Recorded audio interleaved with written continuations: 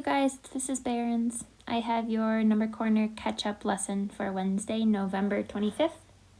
The materials you'll need are your iPad, Number Corner packet, and a pencil. If you do not have your Number Corner packet, that's okay. You can write down these answers in Notability or on a blank sheet of paper. Our learning targets for today are: I can use pictures to interpret values, I can convert a value to money, fraction, decimal, and percentage form, and I understand the connection between equal values. Let's get started. We are going to start with these 4 days, November 17th, 18th, 19th, and 20th. And to begin, let's look at November 17th. When you look at this box, we need to ask ourselves, what is the value of the coins shown in that box? I see that we have a quarter right here. That is worth 25 cents. We have a nickel worth 5 cents. And we have 1, 2, 3 dimes. Those are each worth 10 cents. If I add up all of these values, aligning my decimal points, I get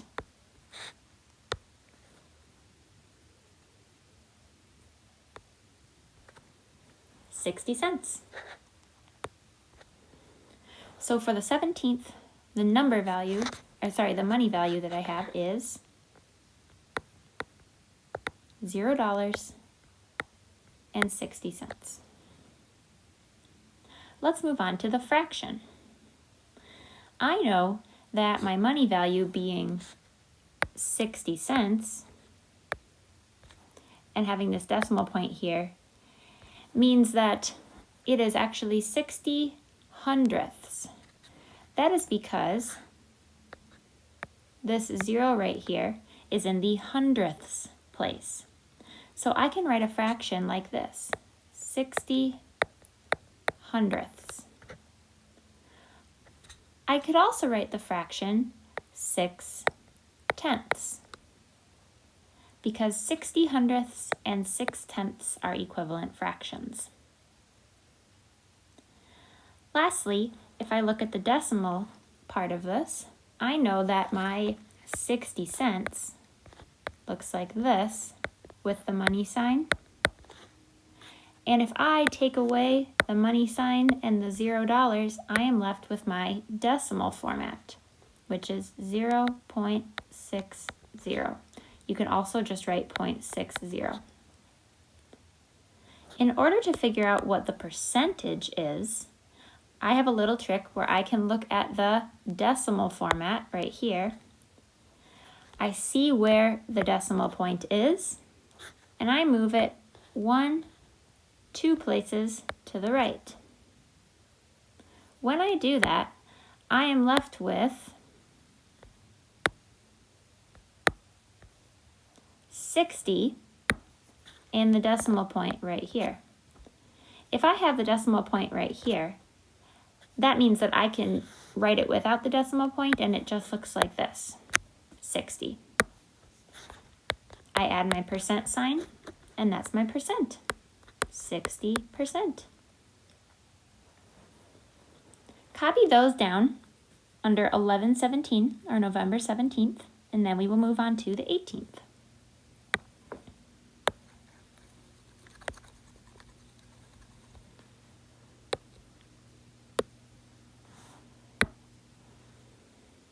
Whoops, I erased my line there. Okay, let's look at 18. When I look at box number 18, I notice that there are a lot of little squares. I have seen a big box with lots of little squares that looks like this before, and I know that there are 100 squares total. I know this because one side has 10 going up and down, and the other side going left and right, or the width, also has 10. 10 times 10 is 100, which means there are 100 squares. I know that each row has 10 squares in it. And if I count 1, 2, 3, 4, 5, 6 rows are colored in. 10 times 6 is 60. So this picture shows 60 squares colored in out of a total 100. This gives me a hint as to what the fraction would be for this picture. Under 1118, you will write 60 hundredths. I notice a connection between November 18th and November 17th. I notice that I have written the same fraction in that box, and that means that I can also write 6/10.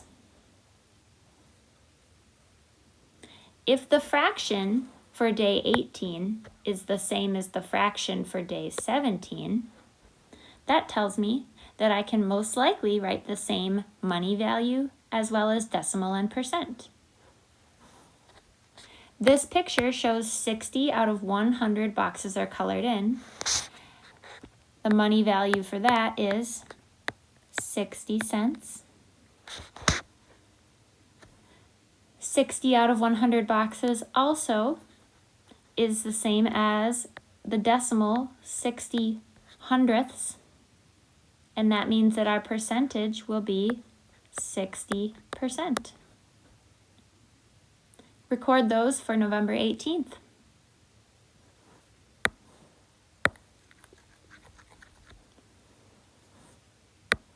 Let's move on to November 19th. This picture looks a little bit different than it did for 17 and 18. With money, we are usually working with hundreds because there's 100 cents in a dollar. With the picture in 18, I knew that there were 100 little squares. That was a similarity between 17 and 18. When I look at 19, this picture looks different because there are 1, 2, 3, 4, 5 triangles in the picture. 5 total triangles, and 1, 2, 3 of them are colored in.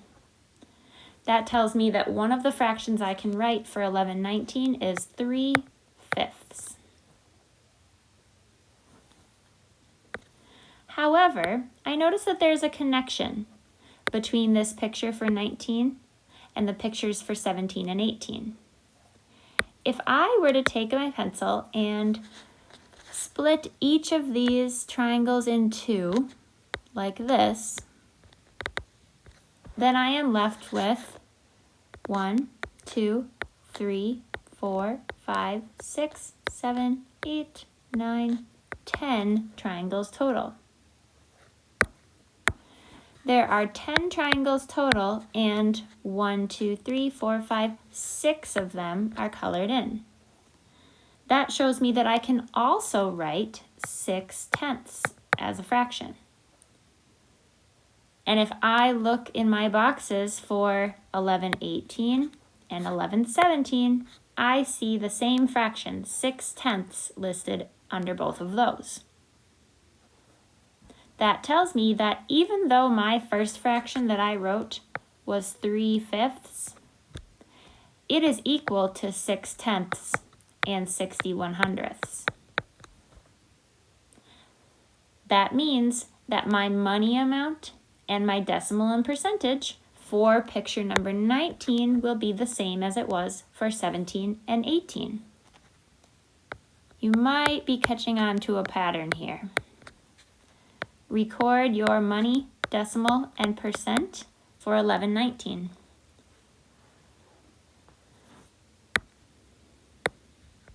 And finally, let's look at 1120.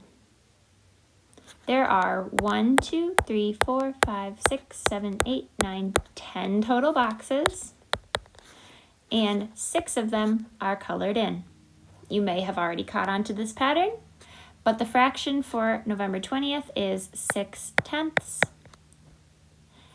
6/10 being the same as the fraction for all the other days in these pictures means that our money will also be the same, and our decimal and percentage will be the same.